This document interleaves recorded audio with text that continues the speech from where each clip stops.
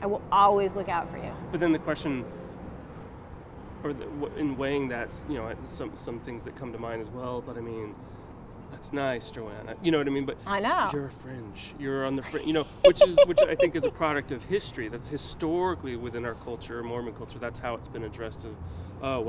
Once they've gone outside or the church considers them out, then they're shunned, right? They're the untouchables. But the truth is, there have always been more bad Mormons than good Mormons. Right, exactly. Always been more marginal, half-baked, sinner Mormons than perfect institutional Mormons. Right. I come from a long line of very underachieving Mormons, I mean, it's just, I mean, so what defines the tradition?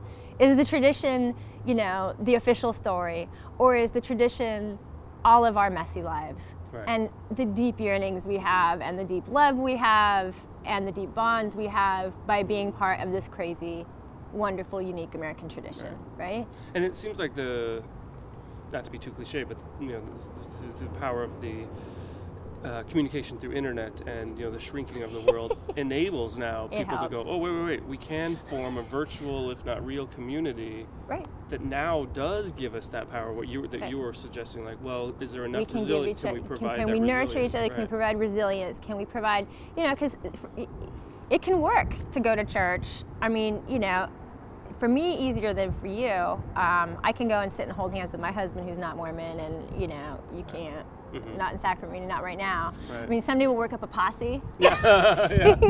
You'll go hold hands. Yeah. And have a hold hand in. No, I don't know. I'm not staging that. Not suggesting. I've heard, anything. I've heard though of couples holding hands in Sacramento. And even sustaining some level of membership.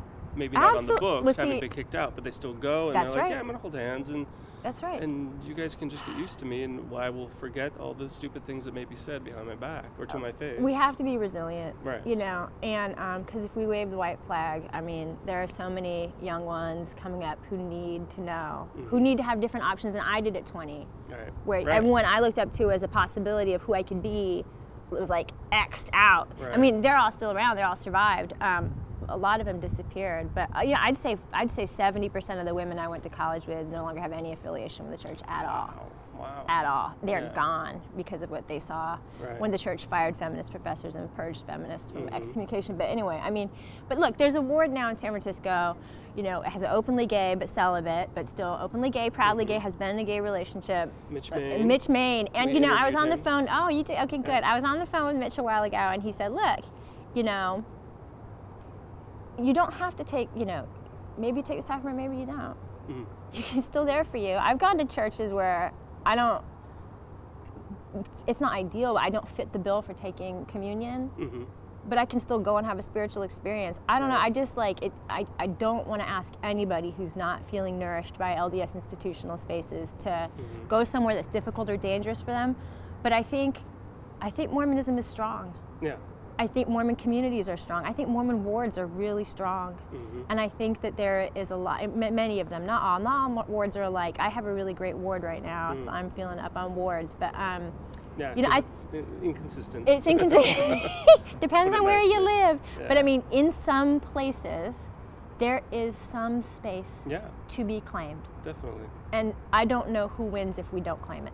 Right. I'm not Pollyannish. I don't think like it's all there for the taking or that it's all easy, but there is in some places some space in this tradition for us to claim. So why not claim it if it gives us joy? Yeah, and it goes with, or it sort of comes with the, I don't know if it's the pluses and minuses of these individual congregations, the way it's structured in a way that it allows for some variation in, attitudes and practices and behaviors that would allow, for example, when you look at, for example, you look at what stakes in like Northern California have been doing, and good things that happen in Northern California are not an accident. It's not just because it's in Northern California. It's because there are people who have been working hard to have dinners, right? With diverse people. There's been incredible interfaith outreach efforts. There's been a lot of soul searching in the wake of Prop 8.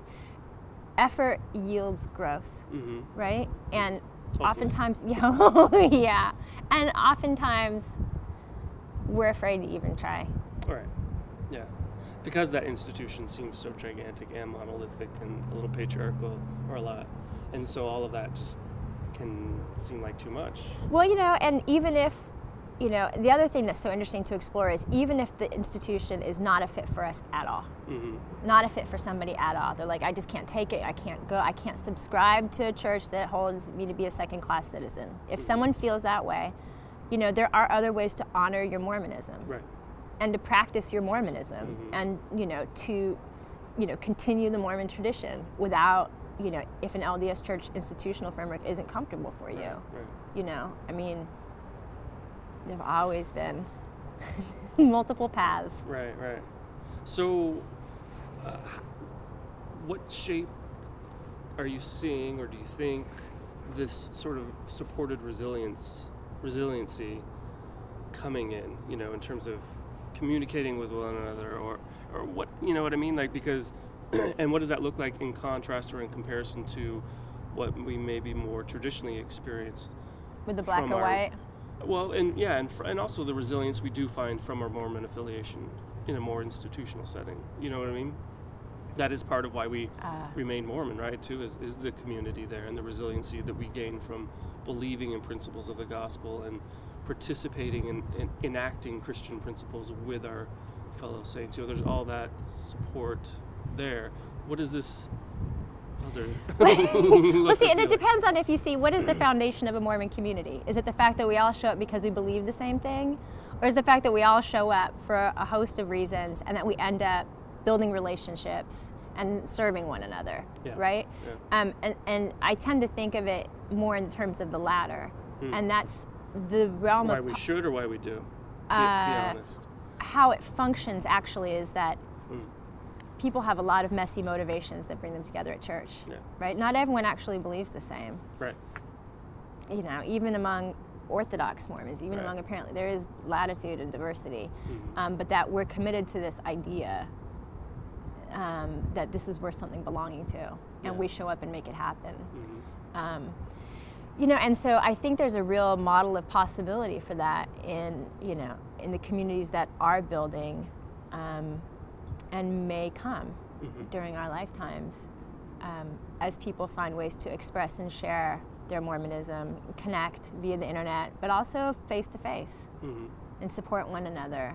Right. Just knowing that you're not the only one, and that there's life after your faith goes through a giant transition, is a huge message. It is. It's huge. We have not told these stories in public before. Right. Yeah. Yeah, you don't. I mean, if you lost your faith, you went out and, you were excommunicated, right? You were an apostate, and you went off, you had a terrible life. And people didn't stick around and say, yeah, you know what? I'm totally a less than average Mormon, but I'm still here, right? Like, I'm not perfect, but I still, claim, and people haven't told these survival stories before. Right. Yeah. Haven't been allowed space or felt That's empowered to share. Yeah. Right. Yeah. Right. It was either all in or all out. Yeah. And now we're hearing more and more stories. Yeah, within the community. Within the community of ways to make it through. And there's a lot of interest actually on the outside as well for all myriad reasons in terms of the Mormon moment and so on. But people outside are going, I have certain perceptions, and now you're a different Mormon than You're that. So different.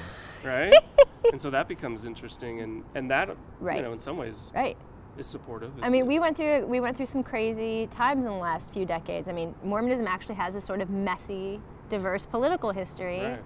And, in the late 20th century, we all became, John Birch Republicans. Yeah, sort of corporatized Allegedly. Mormons. Right. Allegedly. Right. And anyone who didn't fit that bill had to, keep a lid on it. But now more of us are saying, you know what, there's always been Mormon Democrats. Right, yeah. And it's the same. There's always been gay Mormon people. There have always been gay Mormon people. Right.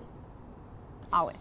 But what's different, at least now in a good way, is the gay Mormons are speaking up more and more and saying, well, you can kick me out if you want, but I'm going to stay and claim some semblance of my Mormon identity in a little less reactive way than has been before. There's been such an unhealthy relationship. The stories have been, I had to leave you people because you people are the worst people in the world. Right, how dare you? I gave my life to you. I gave my life to you. And I understand people. There's a lot of anger and feelings of betrayal, right? And then there's people who are like, I need to kill off my Mormon side. I need to kill off my gay side. Right. And then the third story is the gay Mormon who killed himself. Right. Right? Right. All three are death stories. Right. We like some life stories now, Yeah, please. exactly. Right? Yeah. Like, I got dealt this crazy hand of cards, Mm-hmm.